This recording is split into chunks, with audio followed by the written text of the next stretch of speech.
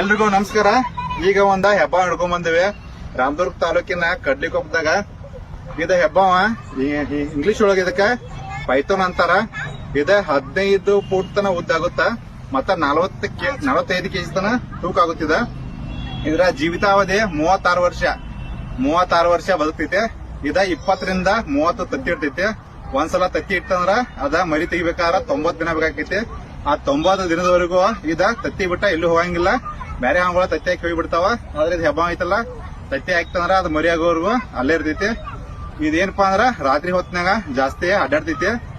ಇದ ಮಾಂಸಾಹಾರಿ ಅಂದ್ರ ರಾತ್ರಿ ಹೊತ್ತ ಬೇಟೆ ಆಡಿ ಇದು ಯಾವ ತರ ಬೇಟೆ ಆಡ್ತೈತಿಪ್ಪ ಅಂದ್ರ ಸುತ್ತ ಹಾಕ್ತೈತಿ. ಸುತ್ತ ಹಾಕಿ ಒಬ್ಬ ಮನುಷ್ಯ ಹೆಂಗ ನೀನ್ ಹಾಕ್ತಂದ್ರ ಸಾಯ್ತಾನಲ್ಲ ಆ ತರ ನೀನ್ ಹಾಕಿ ಕೊಂದ್ಗಿಸಿಂದ ಆಮೇಲೆ ನುಂಗ್ತೈತೆ. ಇದ ವಿಷಕಾರಿ ಅಲ್ಲ, ಇದ್ರ ಹಲ್ಲ ಬಾಳ ಸ್ಟ್ರಾಂಗ್ ಇರ್ತಾವ.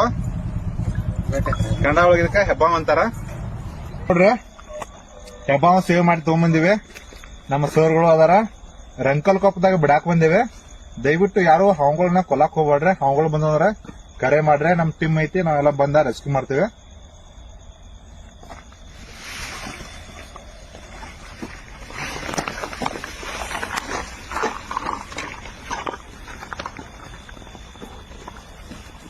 ಈ ಕಡೆ